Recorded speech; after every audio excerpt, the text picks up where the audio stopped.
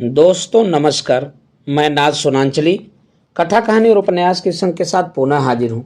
दोस्तों, इस समय हम लोग सुन रहे हैं प्रेमचंद की लिखी गई कुछ श्रेष्ठ कहानियों का वाचन। इस कड़ी में आज लीजिए सुनिए प्रेमचंद की लिखी हुई एक बहुत ही प्रसिद्ध कहानी गृहदाह का वाचन मेरे अर्थात नाथ सोनांचली के स्वर में। सत्यप्रकाश के जन्मोत्सव में लाला देव प्रकाश ने बहुत रुपए खर्च किए थे। उसका विद्यारंभ संस्कार भी खूब धूमधाम से किया। उसके हवा खाने को एक छोटी सी गाड़ी थी। शाम को नौकर उसे टहलाने ले जाता था। एक नौकर उसे पाठशाला पहुंचाने जाता। दिन भर वहीं बैठा रहता और उसे साथ लेकर घर आता। कितना सुशील होनहार बालक था। गोरा मुखड़ा, बड़ी बड़ी आंखें, ऊंचा मस्तक, पतले पतले लाल अधर, भरे हुए पांव। उसे देखकर सहसा मुंह से निकल पड़ता था, भगवान इसे जिला दें, प्रतापी मनुष्य होगा। उसकी बलबुद्धि की प्रखरता पर लोगों को आश्चर्य होता था। नित्य उसके मुखचंद्र पर हंसी खेलती रहती थी। किसी ने उसे हठ करते या रोते नहीं देखा। वर्षा के दिन थे। देवप्रकाश पत्नी को लेकर गंगा स्नान करने गए। नदी खूब चढ़ी हुई थी, मानो अनाथ की आंखें हो। उनकी पत्नी निर्मला जल में बैठकर जल क्रीड़ा करने लगी। कभी आगे जाती, कभी पीछे जाती, कभी डुबकी मारती, कभी अंगुलियों से छींटे उड़ाती। देवप्रकाश ने कहा, अच्छा अब निकलो, सर्दी हो जाएगी। निर्मला ने कहा, कहो मैं छाती तक पानी में चली जाऊं। देवप्रकाश, और जो कहीं पैर फिसल जाए। निर्मला, पैर क्या फिसलेगा। यह कहकर वह छाती तक पानी में चली गई। पति ने कहा, अच्छा अब आगे पैर न रखना। किंतु निर्मला के सिर पर मौत खेल रही थी। यह जल कीड़ा नहीं, मृत्यु कीड़ा थी। उसने एक पग और आगे बढ़ाया और फिसल गई। मुंह से एक चीख निकली। दोनों हाथ सहारे के लिए ऊपर उठे और फिर जलमग्न हो गए। एक पल में प्यासी नदी उसे पी गई। देवप्रकाश खड़े तौलिया से देह पोंछ रहे थे। तुरंत पानी में कूदे। साथ का कहार भी कूदा। दो मल्लाह भी कूद पड़े। सबने डुबकियां मारी, टटोला, पर निर्मला का पता न चला। तब डोंगी मंगवाई गई। मल्लाह ने बार बार गोते मारे, पर लाश हाथ न आई। देवप्रकाश शोक में डूबे हुए घर आए। सत्यप्रकाश किसी उपहार की आशा से दौड़ा। पिता ने गोद में उठा लिया और बड़े यत्न करने पर भी अपनी सिसक को न रोक सके। सत्यप्रकाश ने पूछा, अम्मा कहाँ हैं। देवप्रकाश, बेटा गंगा ने उन्हें न्योता खाने के लिए रोक लिया। सत्यप्रकाश ने उनके मुख की ओर जिज्ञासा भाव से देखा और आशय समझ गया। अम्मा अम्मा कहकर रोने लगा। मातृहीन बालक संसार का सबसे करुणाजनक प्राणी है। दीन से दीन प्राणियों को भी ईश्वर का आधार होता है, जो उनके हृदय को संभालता रहता है। मातृहीन बालक इस आधार से वंचित होता है। माता ही उसके जीवन का एकमात्र आधार होती है। माता के बिना वह पंखहीन पंछी है। सत्यप्रकाश को एकांत से प्रेम हो गया। अकेला बैठा रहता। वृक्षों में उसे कुछ कुछ सहानुभूति का अज्ञात अनुभव होता था, जो घर के प्राणियों से उसे न मिलती थी। माता का जब तक प्रेम था तो सभी प्रेम करते थे। माता का प्रेम उठ गया तो सभी निष्ठुर हो गए। पिता की आंखों में भी वह प्रेम ज्योति न रही। दरिद्र को कौन भिक्षा देता है। 6 महीने बीत गए। सहसा एक दिन उसे मालूम हुआ मेरी नई माता आने वाली है। दौड़ा पिता के पास गया और पूछा, क्या मेरी नई माता आएंगी। पिता ने कहा, हाँ बेटा, वे आकर तुम्हें प्यार करेंगी। सत्यप्रकाश, क्या मेरी ही माँ स्वर्ग से आ जाएंगी। देवप्रकाश, हाँ वही माता आ जाएंगी। सत्यप्रकाश, मुझे उसी तरह प्यार करेंगी। देवप्रकाश इसका क्या उत्तर देते, मगर सत्यप्रकाश उस दिन से प्रसन्न मन रहने लगा। अम्मा आएंगी, मुझे गोद में लेकर प्यार करेंगी। अब मैं उन्हें कभी दिक न करूँगा, कभी जिद न करूँगा। उन्हें अच्छी अच्छी कहानियाँ सुनाया करूँगा। विवाह के दिन आए। घर में तैयारियां होने लगी। सत्यप्रकाश खुशी से फूला न समाता। मेरी नई अम्मा आएंगी। बारात में वह भी गया। नए नए कपड़े मिले, पालकी पर बैठा। नानी ने अंदर बुलाया और उसे गोद में लेकर एक असरफी दी। वहीं उसे नई माता के दर्शन हुए। नानी ने नई माता से कहा, बेटी कैसा सुंदर बालक है, इसे प्यार करना। सतप्रकाश ने नई माता को देखा और मुग्ध हो गया।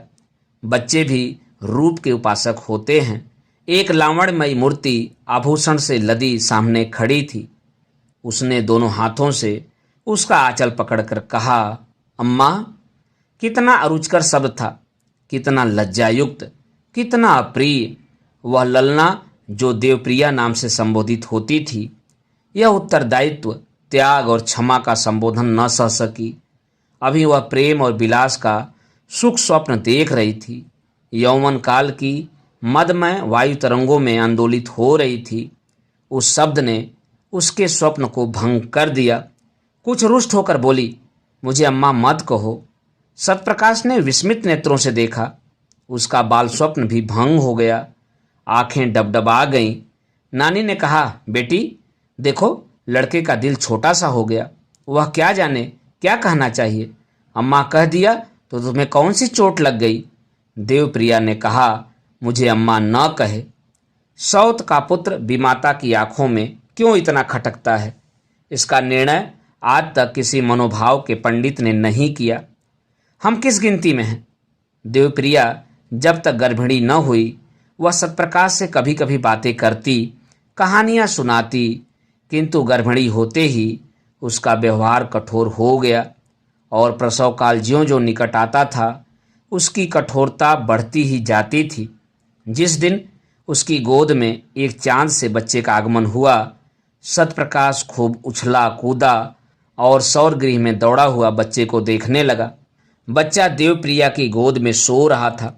सतप्रकाश ने बड़ी उत्सुकता से बच्चे को विमाता की गोद से उठाना चाहा कि सहसा देवप्रिया ने सरोस्वर में कहा, खबरदार, इसे मत छूना, नहीं तो कान पकड़कर उखाड़ दूंगी।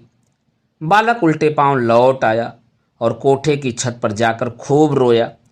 कितना सुंदर बच्चा है। मैं उसे गोद में लेकर बैठता तो कैसा मजा आता।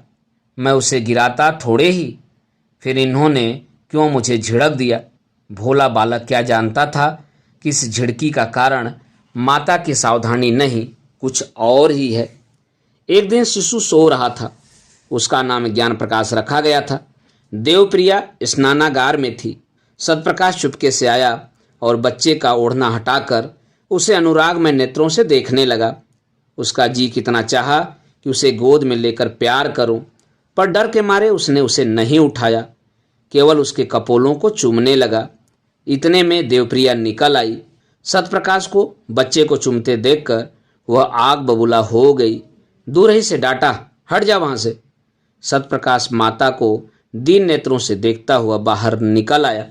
संध्या समय उसके पिता ने पूछा, तुम लल्ला को क्यों रुलाया करते हो। सतप्रकाश, मैं तो उसे कभी नहीं रुलाता, अम्मा खिलाने को नहीं देती। देवप्रकाश, झूठ बोलते हो, आज तुमने बच्चे को चुटकी काटी। सतप्रकाश, जी नहीं, मैं तो उसकी मुछियां ले रहा था। देवप्रकाश, झूठ बोलता है। सतप्रकाश, झूठ नहीं बोलता। देवप्रकाश को क्रोध आ गया। लड़के को 2-3 तमाचे लगाए। पहली बार यह ताड़ना मिली और वह भी निरपराध। इसने उसके जीवन की काया पलट कर दी। उस दिन से सतप्रकाश के स्वभाव में एक विचित्र परिवर्तन दिखाई देने लगा। वह घर में बहुत कम आता। पिता आते तो उनसे मुंह छिपाता फिरता। कोई खाना खाने को बुलाने आता तो चोरों की भांति दबका हुआ जाकर खा लेता। न कुछ मांगता न कुछ बोलता। पहले अत्यंत कुशाग्र बुद्धि था। उसकी सफाई, सलीके और फुर्ती पर लोग मुग्ध हो जाते थे। अब वह पढ़ने से जी चुराता। मैले कुचैले कपड़े पहने रहता। घर में कोई प्रेम करने वाला न था। बाजार के लड़कों के साथ गली गली घूमता, कनकौवे लूटता, गालियां बकना भी सीख गया। शरीर भी दुर्बल हो गया। चेहरे की कांति गायब हो गई। देवप्रकाश को अब आए दिन उसकी शरारतों के उलाहने मिलने लगे और सतप्रकाश नित्य घुड़कियां और तमाचे खाने लगा। यहाँ तक कि अगर वह घर में किसी काम से चला जाता तो सब लोग दूर दूर करके दौड़ाते। ज्ञान प्रकाश को पढ़ाने के लिए मास्टर आता था। देवप्रकाश उसे रोज सैर कराने साथ ले जाते। हंसमुख लड़का था। देवप्रिया उसे सतप्रकाश के साथ से भी बचाती रहती थी। दोनों लड़कों में कितना अंतर था। एक साफ सुथरा सुंदर कपड़े पहने, शील और विनय का पुतला, सच बोलने वाला, देखने वालों के मुंह से अनायास ही दुआ निकल आती थी। दूसरा मैला, नटखट, चोरों की तरह मुंह छिपाए हुए, मुंह फट, बात बात पर गालियां बकने वाला। एक हरा भरा पौधा था, प्रेम से प्लावित, स्नेह से सिंचित।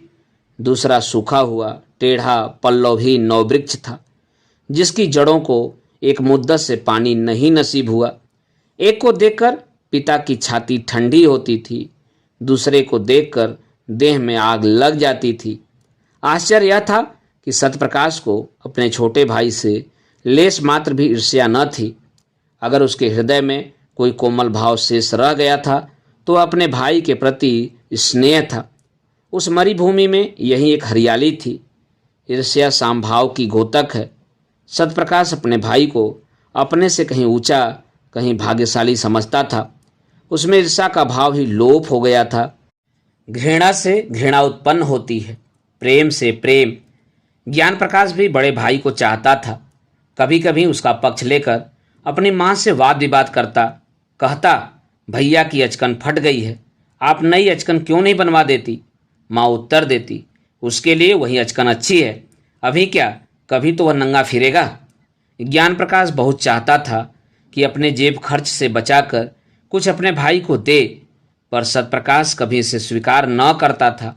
वास्तव में जितनी देर वह छोटे भाई के साथ रहता, उतनी देर उसे एक शांतिमय आनंद का अनुभव होता। थोड़ी देर के लिए वह सद्भावों के साम्राज्य में विचरने लगता। उसके मुख से कोई भद्दी और अप्रिय बात न निकलती।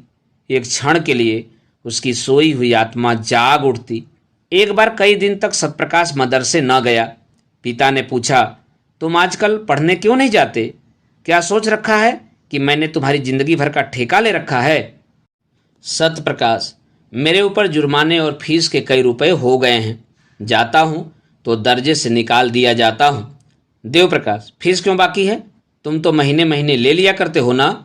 सतप्रकाश, आए दिन चंदे लगा करते हैं, फीस के रुपए चंदे में दे दिए। देवप्रकाश, और जुर्माना क्यों हुआ? सतप्रकाश, फीस न देने के कारण। देवप्रकाश, तुमने चंदा क्यों दिया?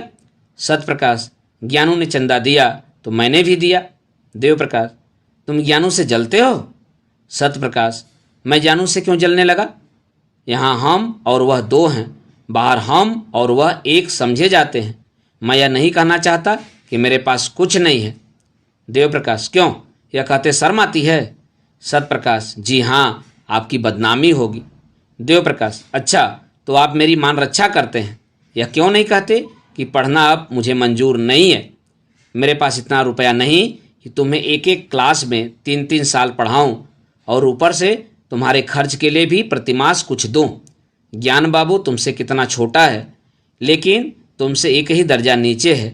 तुम इस साल जरूर ही फेल हो जाओगे और वह जरूर ही पास होकर अगले साल तुम्हारे साथ हो जाएगा। तब तो तुम्हारे मुंह में कालिख लगेगी। सतप्रकाश, विद्या मेरे भाग में है ही नहीं। देवप्रकाश, तुम्हारे भाग्य में क्या है? सत्यप्रकाश, भीख मांगना। देवप्रकाश, तो फिर भीख मांगो, मेरे घर से निकल जाओ। उसी समय देवप्रिया भी आ गई। बोली, शर्माता तो नहीं और बातों का जवाब देता है। सतप्रकाश, जिनके भाग्य में भीख मांगना होता है वहीं बचपन में अनाथ हो जाते हैं। देवप्रिया, ये जली कटी बातें अब मुझसे न सही जाएंगी। मैं खून का घूंट पी पी कर रह जाती हूँ। देवप्रकाश, बेहया है, कल से इसका नाम कटवा दूंगा। भीख मांगनी है तो भीख ही मांगे। दूसरे दिन सतप्रकाश ने घर से निकलने की तैयारी कर ली। उसकी उम्र अब 16 साल की हो गई थी। इतनी बातें सुनने के बाद अब उसे घर में रहना असह्य हो गया था। जब हाथ पांव न थे, किशोरावस्था की असमर्थता थी, तब तक अवहेलना, निरादर, निठुरता, भर्त्सना सब कुछ सहकर घर में रहता था।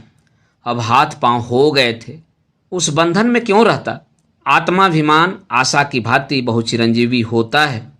गर्मी के दिन थे, दोपहर का समय, घर के सब प्राणी सो रहे थे। सतप्रकाश ने अपनी धोती बगल में दबाई, छोटा सा बैग हाथ में लिया और चाहता था कि चुपके से बैठक से निकल जाए कि ज्ञानू आ गया और उसे कहीं जाने को तैयार देखकर बोला, कहाँ जाते हो भैया? सत्यप्रकाश, जाता हूँ, कहीं नौकरी करूँगा। ज्ञानू, मैं जाकर अम्मा से कह देता हूँ। सत्यप्रकाश, तो फिर मैं तुमसे छिप कर चला जाऊँगा। ज्ञानू, क्यों चले जाओगे? तुम्हें मेरी जरा भी मोहब्बत नहीं? सत्यप्रकाश ने भाई को गले लगाकर कहा, तुम्हें छोड़कर जाने को जी तो नहीं चाहता, लेकिन जहाँ कोई पूछने वाला नहीं है वहाँ पड़े रहना बेहाई है। कहीं 10-5 की नौकरी कर लूँगा और पेट पालता रहूँगा, और किस लायक हूँ? ज्ञानू, तुमसे अम्मा क्यों इतनी चिढ़ती हैं? मुझे तुमसे मिलने को मना किया करती हैं। सत्यप्रकाश, मेरे नसीब खोटे हैं और क्या। ज्ञानू, तुम लिखने पढ़ने में जी क्यों नहीं लगाते? सत्यप्रकाश, लगता ही नहीं, कैसे लगाऊं? जब कोई परवाह नहीं करता तो मैं भी सोचता हूँ, ओह यही न होगा, ठोकर खाऊंगा बला से। ज्ञानू, मुझे भूल तो न जाओगे? मैं तुम्हारे पास खत लिखा करूँगा, मुझे भी एक बार अपने यहाँ बुलाना। सत्यप्रकाश, तुम्हारे स्कूल के पते से चिट्ठी लिखूंगा। ज्ञानू रोते हुए, मुझे न जाने क्यों तुम्हारी बड़ी मोहब्बत लगती है। सत्यप्रकाश, मैं तुम्हें सदैव याद करूंगा। यह कहकर उसने फिर भाई को गले लगाया और घर से निकल पड़ा। पास एक कौड़ी भी न थी और वह कलकत्ते जा रहा था। सत्यप्रकाश कलकत्ते क्यों कर पहुंचा, इसका वृत्तांत लिखना व्यर्थ है। युवकों में दुस्साहस की मात्रा अधिक होती है। वे हवा में किले बना सकते हैं, धरती पर नाव चला सकते हैं। कठिनाइयों की उन्हें कुछ परवाह नहीं होती, अपने ऊपर असीम विश्वास होता है। कलकत्ते पहुंचना ऐसा कष्ट साध्य न था। सत्यप्रकाश चतुर युवक था। पहले ही उसने निश्चय कर लिया था कि कलकत्ते में क्या करूंगा, कहाँ रहूंगा। उसके बैग में लिखने की सामग्री मौजूद थी। बड़े शहर में जीविका का प्रश्न कठिन भी है और सरल भी। सरल है उनके लिए जो हाथ से काम कर सकते हैं, कठिन है उनके लिए जो कलम से काम करते हैं। सत्यप्रकाश मजदूरी करना नीच काम समझता था। बाद में शहर के मुख्य स्थानों का निरीक्षण करके एक डाकघर के सामने लिखने का सामान लेकर बैठ गया और अपढ़ मजदूरों की चिट्ठियां, मनी आर्डर आदि लिखने का व्यवसाय करने लगा। पहले कई दिन तो उसको इतने पैसे भी न मिले कि भर पेट भोजन करता, लेकिन धीरे धीरे आमदनी बढ़ने लगी। वह मजदूरों से इतने विनय के साथ बातें करता और उनके सदाचार इतने विस्तार से लिखता कि बस वे पत्र को सुनकर बहुत प्रसन्न होते। अशिक्षित लोग एक ही बात को 2-2, 3-3 बार लिखाते हैं। उनकी दशा ठीक रोगियों की सी होती है जो वैद्य से अपनी व्यथा और वेदना का वृत्तांत कहते नहीं थकते। सत्यप्रकाश सूत्र को व्याख्या का रूप देकर मजदूरों को मुग्ध कर देता था। एक संतुष्ट होकर जाता तो कई अपने अन्य भाइयों को खोज लाता। एक ही महीने में उसे 1 रुपया रोज मिलने लगा। उसने धर्मशाला से निकलकर शहर के बाहर 5 रुपये महीने पर एक छोटी सी कोठरी ले ली।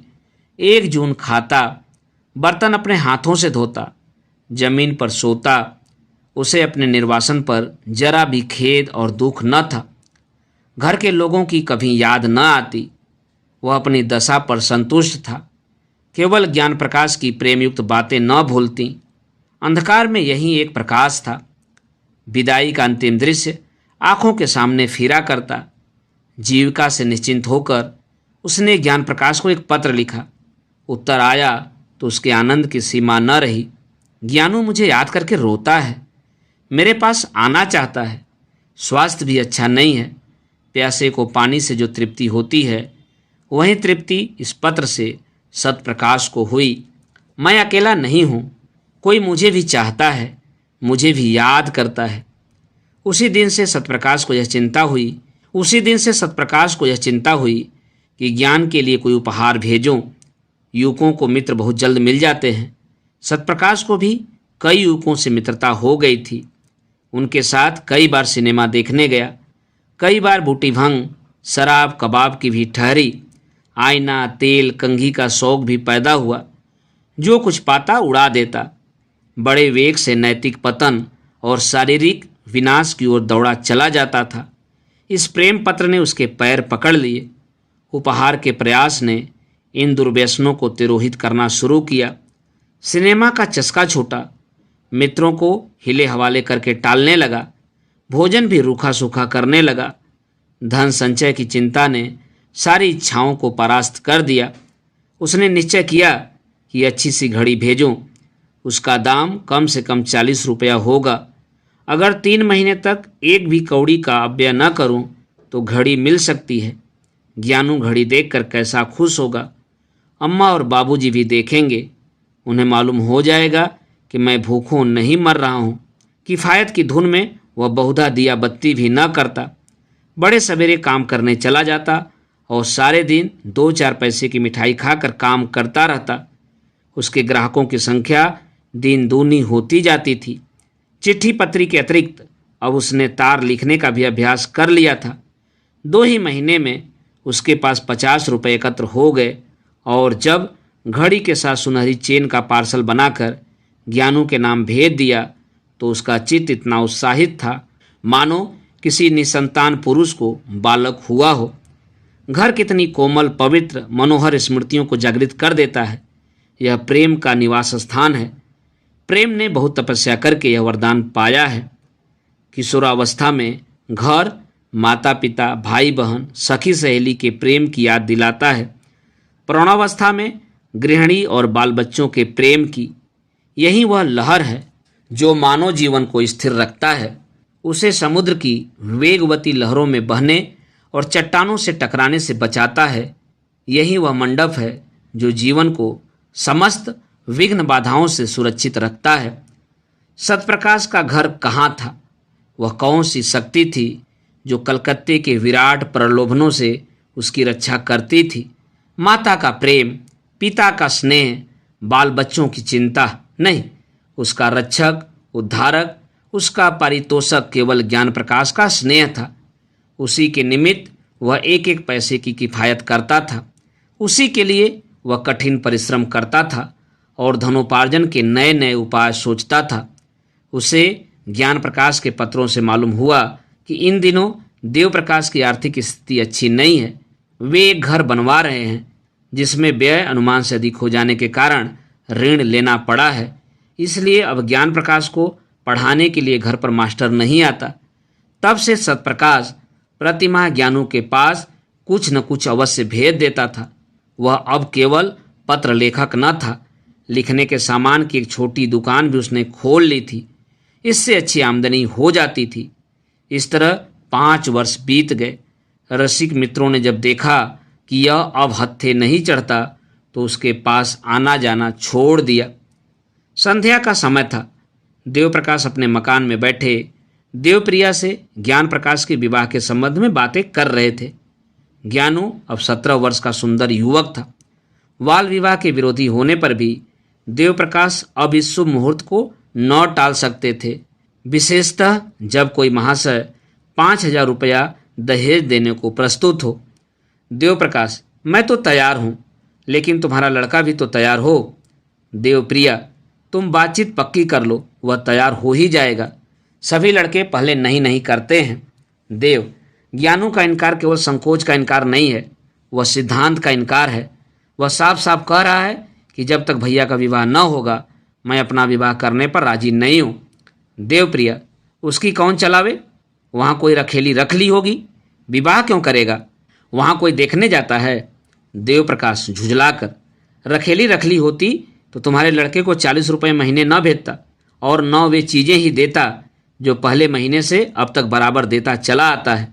न जाने क्यों तुम्हारा मन उसकी ओर से इतना मैला हो गया है। चाहे वह जान निकाल कर भी दे दे, लेकिन तुम न पसीजोगी। देवप्रिया नाराज होकर चली गई। देवप्रकाश उससे यही कहलाना चाहते थे कि पहले सतप्रकाश का विवाह करना उचित है, किंतु वह कभी इस प्रसंग को आने ही न देती थी। स्वयं देवप्रकाश की हार्दिक इच्छा थी कि पहले बड़े लड़के का विवाह करें, पर उन्होंने भी आज तक सतप्रकाश को कोई पत्र न लिखा था। देवप्रिया के चले जाने के बाद उन्होंने आज पहली बार सतप्रकाश को पत्र लिखा। पहले इतने दिनों तक चुपचाप रहने के लिए क्षमा मांगी, तब उसे एक बार घर आने का प्रेमाग्रह किया। लिखा, अब मैं कुछ ही दिनों का मेहमान हूँ। मेरी अभिलाषा है कि तुम्हारा और तुम्हारे छोटे भाई का विवाह देख लूं, मुझे बहुत दुख होगा यदि तुम मेरी विनय स्वीकार न करोगे। ज्ञान प्रकाश के असमंजस की बात भी लिखी। अंत में इस बात पर जोर दिया कि किसी और विचार से नहीं तो ज्ञानू के प्रेम के नाते ही तुम्हें इस बंधन में पड़ना होगा। सत्यप्रकाश को यह पत्र मिला तो उसे बहुत खेद हुआ। मेरे भातृ स्नेह का यह परिणाम होगा, मुझे न मालूम था। इसके साथ ही उसे यह ईर्ष्यामय आनंद हुआ कि अम्मा और दादा को अब तो कुछ मानसिक पीड़ा होगी। मेरी उन्हें क्या चिंता थी, मैं तो मर भी जाऊं तो उनकी आंखों में आंसू न आए। 7 वर्ष हो गए, कभी भूल कर भी पत्र न लिखा कि मरा है या जीता है। अब कुछ चेतावनी मिलेगी। ज्ञान प्रकाश अंत में विवाह करने पर राजी तो हो ही जाएगा, लेकिन सहज में नहीं। कुछ न हो तो मुझे तो एक बार अपने इनकार के कारण लिखने का अवसर मिला। ज्ञानू को मुझसे प्रेम है, लेकिन उसके कारण मैं पारिवारिक अन्याय का दोषी न बनूंगा। हमारा पारिवारिक जीवन संपूर्णतः अन्यायमय है। यह कुमति और वैमनस्य, क्रूरता और नृशंसता का बीजारोपण करता है। इसी माया में फंसकर मनुष्य अपनी संतान का शत्रु हो जाता है। नहीं, मैं आंखों देखकर यह मक्खी न निगलूंगा। मैं ज्ञानू को समझाऊंगा अवश्य। मेरे पास जो कुछ जमा है वह सब उसके विवाह के निमित्त अर्पण भी कर दूंगा। बस, इससे ज़्यादा मैं और कुछ नहीं कर सकता। अगर ज्ञानू भी अविवाहित रहे तो संसार कौन सुना हो जाएगा। ऐसे पिता का पुत्र क्या वंश परंपरा का पालन न करेगा? क्या उसके जीवन में फिर वही अभिनय न दोहराया जाएगा जिसने मेरा सर्वनाश कर दिया? दूसरे दिन सत्यप्रकाश ने 500 रुपया पिता के पास भेजे और पत्र का उत्तर लिखा कि मेरा अहोभाग्य जो आपने मुझे याद किया। ज्ञानू का विवाह निश्चित हो गया, इसकी बधाई। इन रुपयों से नववधू के लिए कोई आभूषण बनवा दीजिएगा। रही मेरे विवाह की बात, मैंने अपनी आंखों से जो कुछ देखा है और मेरे सिर पर जो कुछ बीता है उस पर ध्यान देते हुए यदि मैं कुटुंब पास में फंसूं तो मुझसे बड़ा उल्लू संसार में दूसरा कोई न होगा। मुझे आशा है आप मुझे क्षमा करेंगे। विवाह की चर्चा ही से मेरे हृदय को आघात पहुंचता है। दूसरा पत्र ज्ञान प्रकाश को लिखा कि माता पिता की आज्ञा को सिरोधार्य करो। मैं अपढ़ मूर्ख बुद्धिहीन आदमी हूँ, मुझे विवाह करने का कोई अधिकार नहीं है। मैं तुम्हारे विवाह के शुभोत्सव में सम्मिलित न हो सकूंगा, लेकिन मेरे लिए इससे बढ़कर आनंद और संतोष का विषय नहीं हो सकता कि तुम शादी कर रहे हो। देव प्रकाश यह पढ़कर अवाक रह गए, फिर आग्रह करने का साहस न हुआ। देवप्रिया ने नाक सिकोड़ कर कहा, यह लौंडा देखने को ही सीधा है जहर का बुझाया हुआ। किंतु ज्ञान प्रकाश ने यह पत्र पढ़ा तो उसे मर्माघात आघात पहुंचा। दादा और अम्मा के अन्याय ने ही उन्हें यह भीषण व्रत धारण करने पर बाध्य किया है। इन्हीं ने उन्हें निर्वासित किया है और शायद सदा के लिए। न जाने अम्मा को उनसे क्यों इतनी जलन हुई। मुझे तो अब याद आता है कि किशोरावस्था से ही वे बड़े आज्ञाकारी, विनयशील और गंभीर थे। अम्मा की बातों का उन्हें जवाब देते नहीं सुना। मैं अच्छे से अच्छा खाता था, फिर भी उनके तेवर मैले न हुए। हालांकि उन्हें जलना चाहिए था। ऐसी दशा में अगर उन्हें गृहस्थ जीवन से घृणा हो गई तो आश्चर्य ही क्या। फिर मैं ही क्यों इस विपत्ति में फंसूं? कौन जाने मुझे भी ऐसी ही परिस्थिति का सामना करना पड़े। भैया ने बहुत सोच समझकर यह धारणा की है। संध्या समय जब उसके माता पिता बैठे हुए इसी समस्या पर विचार कर रहे थे, ज्ञान प्रकाश ने आकर कहा, मैं कल भैया से मिलने जाऊंगा। देवप्रिया, क्या कलकत्ते जाओगे? ज्ञानू, जी हाँ। देवप्रिया, उन्हीं को क्यों नहीं बुलाते? ज्ञानू, उन्हें कौन मुंह लेकर बुलाऊं? आप लोगों ने पहले ही मेरे मुख में कालिक लगा दी है। ऐसा देव पुरुष आप लोगों के कारण विदेश में ठोकरें खा रहा है और मैं इतना निर्लज्ज हो जाऊं कि। देवप्रिया, अच्छा चुप रह, नहीं ब्याह करना है तो न कर, जले पर नमक मत छिड़क। माता पिता का धर्म है इसलिए कहती हूँ, नहीं तो यहाँ ठेंगे की परवाह नहीं है। तो चाहे ब्याह कर चाहे कुआरा रह, पर मेरी आंखों से दूर हो जा। ज्ञानू, क्या मेरी सूरत से भी घृणा हो गई? देवप्रिया, जब तू हमारे कहने में ही नहीं तो जहाँ चाहे रह, हम भी समझ लेंगे कि भगवान ने लड़का ही नहीं दिया। देवप्रकाश, क्यों व्यर्थ में ऐसी कटु वचन बोलती हो? ज्ञानो, अगर आप लोगों की यही इच्छा है तो यही होगा। देव प्रकाश ने देखा कि बात का बतंगड़ हुआ चाहता है, तो ज्ञान प्रकाश को इशारे से टाल दिया और पत्नी के क्रोध को शांत करने की चेष्टा करने लगे। मगर देवप्रिया फूट फूट कर रो रही थी और बार बार कहती थी, मैं इसकी सूरत नहीं देखूंगी। अंत में देव प्रकाश ने चिढ़कर कहा, तो तुम्ही ने तो कटु वचन कहकर उसे उत्तेजित कर दिया। देवप्रिया, यह सब विष उसी चंडाल ने बोया है जो यहाँ से 7 समुंदर पार बैठा मुझे मिट्टी में मिलाने का उपाय कर रहा है। मेरे बेटे को मुझसे छीनने के लिए उसने यह प्रेम का स्वांग भरा है। मैं उसकी नस नस पहचानती हूँ। उसका यह मंत्र मेरी जान लेकर छोड़ेगा, नहीं तो मेरा ज्ञानो, जिसने कभी मेरी बात का जवाब नहीं दिया, यूं मुझे न जलाता। देव प्रकाश, अरे तो क्या वह विवाह ही न करेगा? अभी गुस्से में अनाप शनाप बक गया है, जरा शांत हो जाएगा तो मैं समझा कर राजी कर दूंगा। देवप्रिया, मेरे हाथ से निकल गया। देवप्रिया की आशंका सत्य निकली।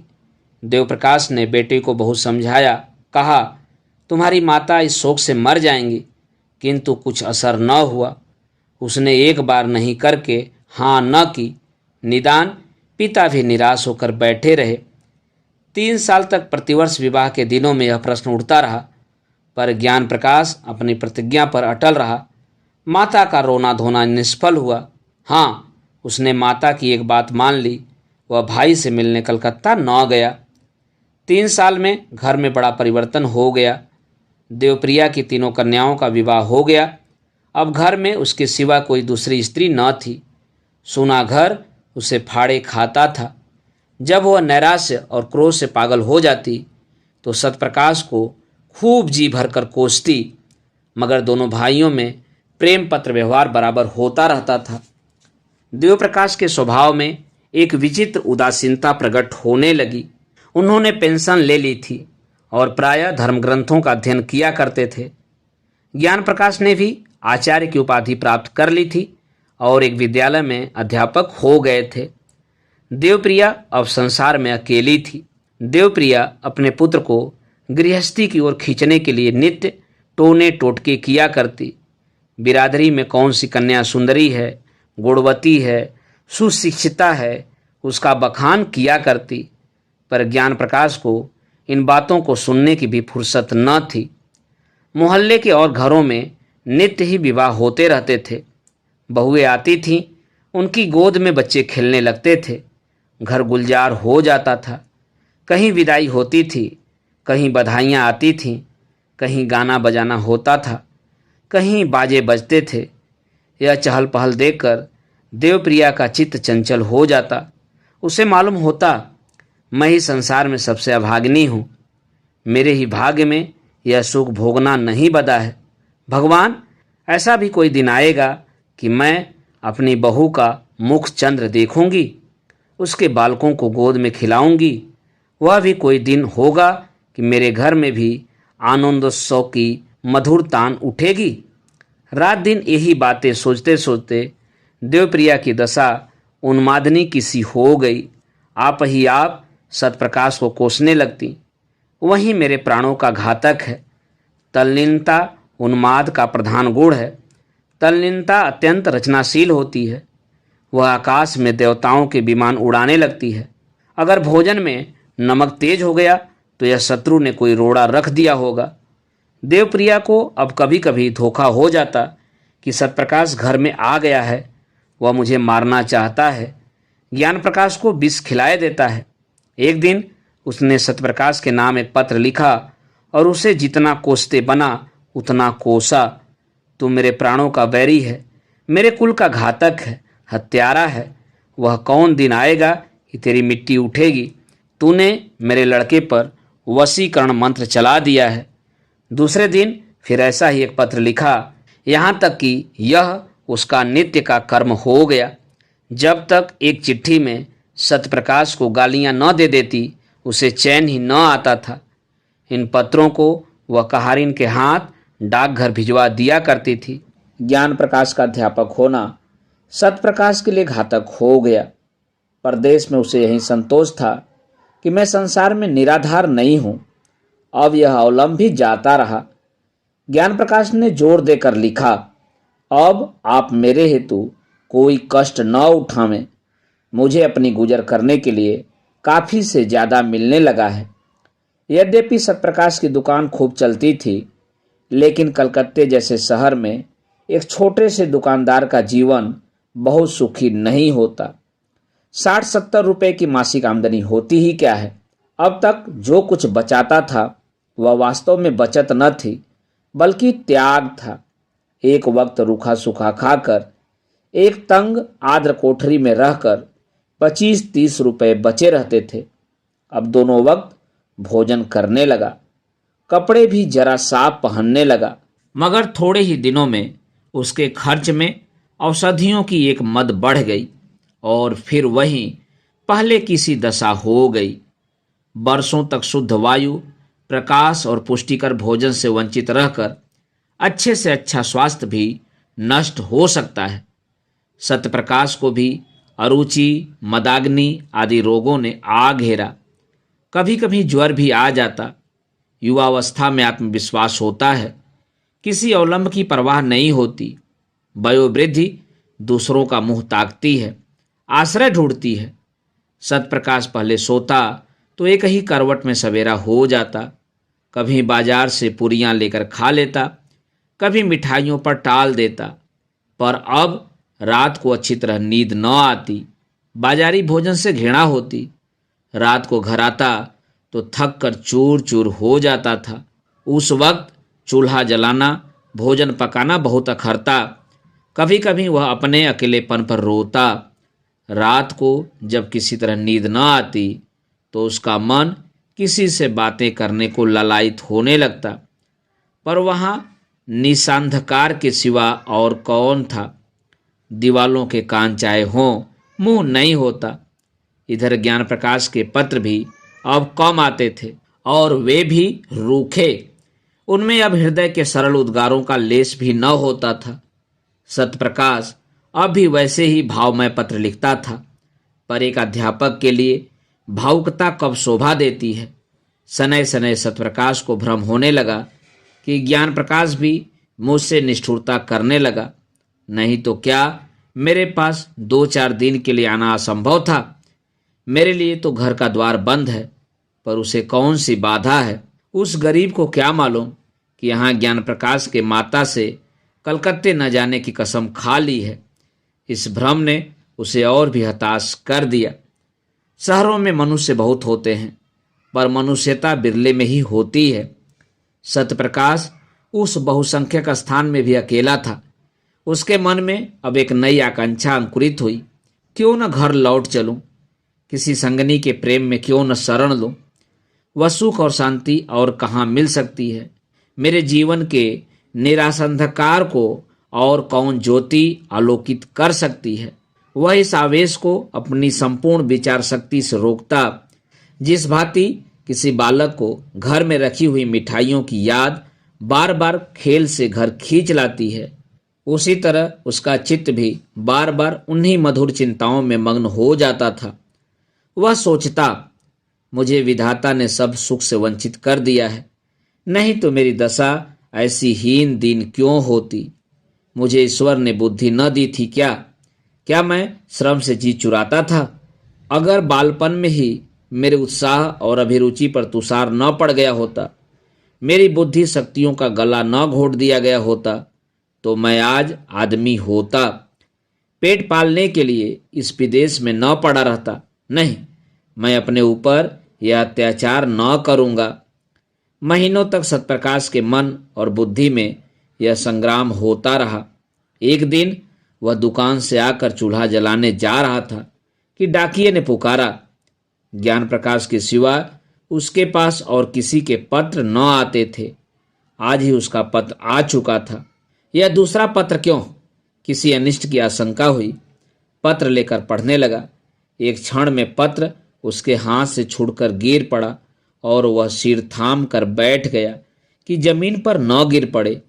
यह देवप्रिया की विषयुक्त लेखनी से निकला हुआ जहर का प्याला था, जिसने एक पल में उसे संज्ञाहीन कर दिया। उसकी सारी मर्मांतक व्यथा क्रोध, नैराश्य, कृतज्ञता, ग्लानि केवल एक ठंडी सांस में समाप्त हो गई। वह जाकर चारपाई पर लेट रहा। मानसिक व्यथा आग से पानी पानी हो गई। हाय, सारा जीवन नष्ट हो गया। मैं ज्ञान प्रकाश का शत्रु हूँ। मैं इतने दिनों से केवल उसके जीवन को मिट्टी में मिलाने के लिए ही प्रेम का स्वांग भर रहा हूँ। भगवान, इसके तुम ही साक्षी हो। दूसरे दिन फिर देवप्रिया का पत्र पहुंचा। सतप्रकाश ने उसे लेकर फाड़ डाला। पढ़ने की हिम्मत न पड़ी। एक ही दिन पीछे तीसरा पत्र पहुंचा। उसका भी वही अंत हुआ। फिर वह एक नित्य का कर्म हो गया। पत्र आता और फाड़ दिया जाता, किंतु देवप्रिया का अभिप्राय बिना पढ़े ही पूरा हो जाता था। सतप्रकाश के मर्म स्थान पर एक चोट और पड़ जाती थी। 1 महीने की भीषण हार्दिक वेदना के बाद सतप्रकाश को जीवन से घृणा हो गई। उसने दुकान बंद कर दी, बाहर आना जाना छोड़ दिया, सारे दिन खाट पर पड़ा रहता। वे दिन याद आते जब माता पुचकार कर गोद में बिठा लेती और कहती, बेटा। पिता भी संध्या समय दफ्तर से आकर गोद में उठा लेते और कहते, भैया। माता की सजीव मूर्ति उसके सामने आ खड़ी होती। ठीक वैसी ही जब वह गंगा स्नान करने गई थी। उसकी प्यार भरी बातें कानों में आने लगती। फिर वह दृश्य सामने आ जाता जब उसने नववधू माता को अम्मा कहकर पुकारा था। तब उसके कठोर शब्द याद आ जाते। उसके क्रोध से भरे हुए विकराल नेत्र आंखों के सामने आ जाते।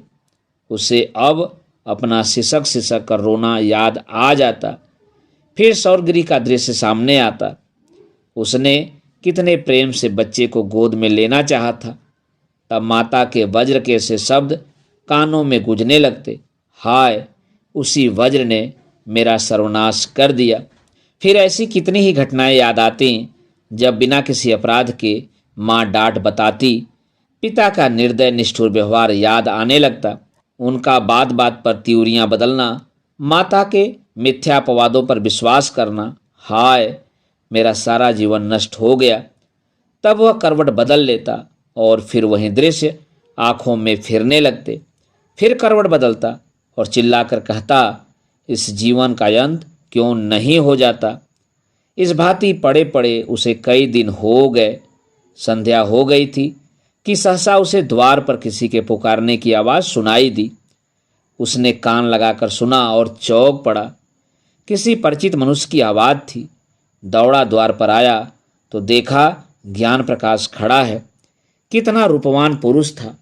वह उसके गले से लिपट गया। ज्ञान प्रकाश ने उसके पैरों को स्पर्श किया। दोनों भाई घर में आए। अंधकार छाया हुआ था। घर की यह दशा देखकर ज्ञान प्रकाश, जो अब तक अपने कंठ के आवेग को रोके हुए था, रो पड़ा। सतप्रकाश ने लालटेन जलाई। घर क्या था, भूतों का डेरा था। सतप्रकाश ने जल्दी से एक कुर्ता गले में डाल लिया। ज्ञान प्रकाश भाई का जर्जर शरीर, पीला मुख, बुझी हुई आंख देखता और रोता था। सतप्रकाश ने कहा, मैं आजकल बीमार हूँ। ज्ञान प्रकाश, वह तो मैं देख ही रहा हूँ। सतप्रकाश, तुमने अपने आने की सूचना भी न दी। मकान का पता कैसे चला? ज्ञान प्रकाश, सूचना तो दी थी, आपको पत्र न मिला होगा। सतप्रकाश, अच्छा, हाँ दी होगी। पत्र दुकान में डाल गया होगा। मैं इधर कई दिनों से दुकान नहीं गया। घर पर सब कुशल है?